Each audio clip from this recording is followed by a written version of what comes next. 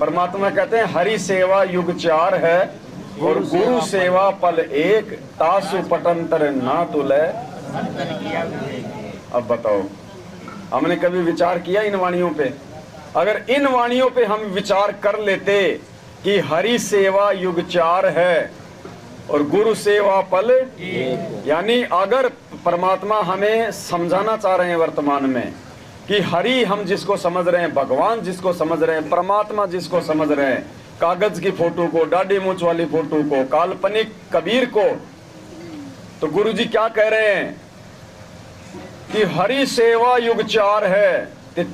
43,20,000 वर्ष होते 4 युगों में। कहते 43 लाख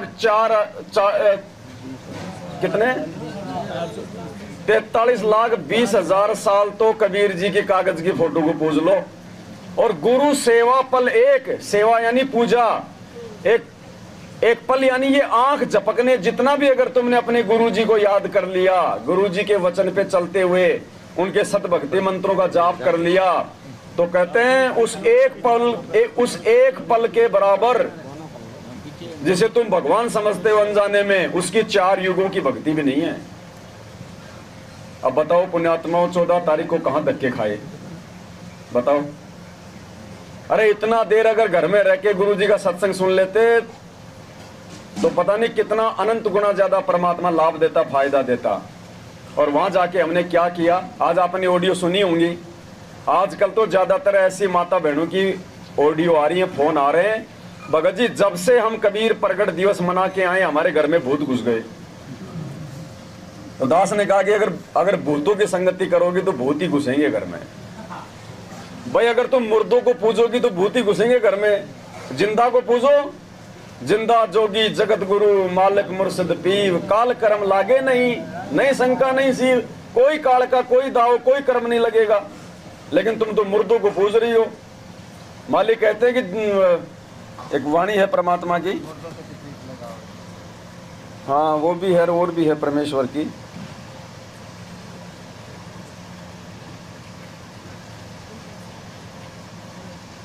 बताओ, जिंदा परमात्मा धरती पे है, हम क्या पूज रहे हैं?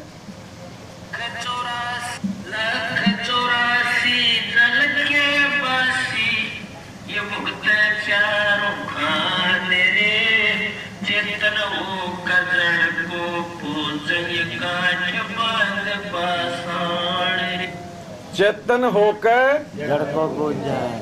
अब बताओ, वो फोटो जो है दाढ़ी मूंछ वाली, वो चेतन है वो जड़ है? आप वहां गए 14 जून को कबीर प्रगट दिवस मनाने, उस फोटो ने आपको सत्संग सुनाया क्या? फोटो ने किसी को हाथ उठा के आशीर्वाद दिया क्या? तो वो जड़ है या वो चेतन है?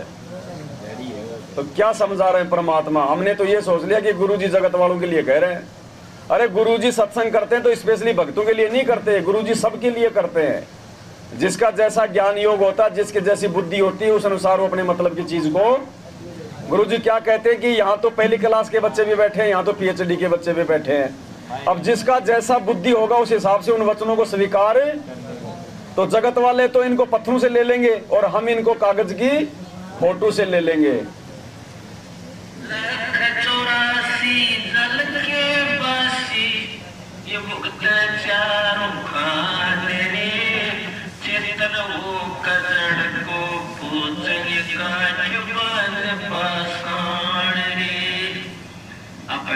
किसी मूर्ख साहब, ये 1,84,000 जल के वासी कितने जीव जंतु समुद्र में रहे, तीर्थों में रहे, जिनमें हम नहाकर मुक्ति चाहोगे कोई ना पार होंगे भाई। और देख चेतन होकर जड़ को पूजे गांठ बांध पाषाण रही।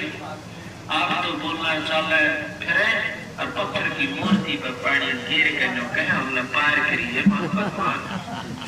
कहते हैं भाई मरकट कहाँ चंदन के लेते, क्या गंग नवाए समान रे, और सुधी हो न पूछ दास की, वो छोटा को न मान रे। बंदी छोड़ने को कहे कि गधे न नवा दे गंगा में। गधे का मरकट चंदन ले ले की असर करेगा गधे का, उसमें कोई अंतर नहीं आओ। और कुत्ते ने गंगा में नवा, नौकी ने पूछड़ वांगी रहेगी और छोड़ते हार्ड जाएगा। यानी उस गंगा के नाम में अगर इसने बाढ़ कुछ बदलती हो, इसके कर्म कट जाए तो तू अपने कटे समझ लेगा। तो पुण्यात्माओं, हमारे जो कर्म हैं जो कटेंगे वो केवल सतगुरु रामपाल जी भगवान को पूजने से, उनकी सत भक्ति से कटेंगे।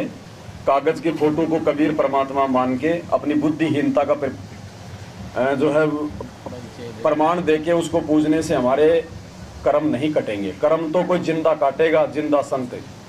अब हॉस्पिटल में जाएं, डॉक्टर है नहीं, डॉक्टर मर गया, उसकी फोटो टांग रखी हो या उसकी कोई सोने चांदी की कोई पत्थर की मूर्ति बना रखी हो, तो क्या वो डॉक्टर हमारा रोग काट सकता है क्या? हमें वहाँ पे कोई जिंदा डॉक्टर मिले जो हमें चेक करे, हमारा कोई इंजेक्शन लगाए, गोली दवाई दे, तब हमारा रोग कटेगा। तो आज सत भक्ति लेके वो कबीर परमात्मा सतगुरु रामपाल जी भगवान जी के रूप में आए हुए हैं। मालिक कहते ना कि भक्ति हेत आन काया धर आए अविगत सत्य। तो भक्ति के लिए परमात्मा ये काया धर के आ गए। आज समझने की देर है भाई। और साथ संगत में आके भी यदि हम नहीं सुधरे तो भाई परमात्मा कहते हैं कि प्रथम जाना सत्संग के माँ और सुनना चर्चा आत्मज्ञान की, और सुन के सत्संग जब जागी नहीं तो तू पूछ सवाल की। तो भाई साथ संगति में आके भी जो नहीं जागा, नहीं सुधरा, भगत नहीं बना जो परमात्मा बनाना चाहते हैं, तो भाई वो तो कुत्ते की पूंछ है, फिर वो कहीं नहीं सुधर सकता। फिर तो परमात्मा ने ऐसे ऐसे उदाहरण दिए, ऐसे ऐसे महापुरुषों के जो कुर्बान हो गए। अपने आत्मा एक बात बताओ, परमात्मा मंसूर को मिले समस्त वेद ऋषि के रूप में, बताओ तो मंसूर ने समस्त वेद की पूजा की या किसी और की पूजा करी थी? आज हमारे गुरु सतगुरु रामपाल जी भगवान हैं, उनको भगवान ना मान के हम उन्हीं के 650 साल पहले वाले उस काल्पनिक रूप को हम लोग भगवान मान के पूज रहे हैं। विचार करो, 650 साल पहले भी यही परमात्मा आया था और गुरु बन के आया था, जैसे आज हमारे गुरु जी आए। तो क्या 650 साल पहले हमने उस कबीर जी को छोड़ के द्वापर वाले करुणामय जी को हमने पूजा था क्या? तो आज क्यों पूज रहे हैं 650 साल पहले वाले को? जब 650 साल पहले हमने किसी और को भगवान मान के नहीं पूजा, तो आज क्यों पूज रहे हैं? जब द्वापर में परमात्मा आए थे तो क्या हमने त्रेता वाले को पूजा था? जब त्रेता में आए तो क्या हमने सतयुग वाले को पूजा था?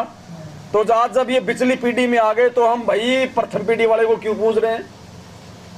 ये समझदारी एक ना समझी है, ना समझी। इसलिए गुरु जी कहते हैं सबसे बड़ा धोखा ये की जगह खाओगे प्रेजेंट गुरु को परमात्मा ना मान के। सबसे बड़ा धोखा यही खा जाते हैं हम कि वर्तमान में जब परमात्मा आता है तो हम उसको परमात्मा मान के नहीं पूछते, किसी और में भगवान को ढूंढते फिरते हैं। तो भाई हमने उस महापुरुषों से हमने शिक्षा लेनी है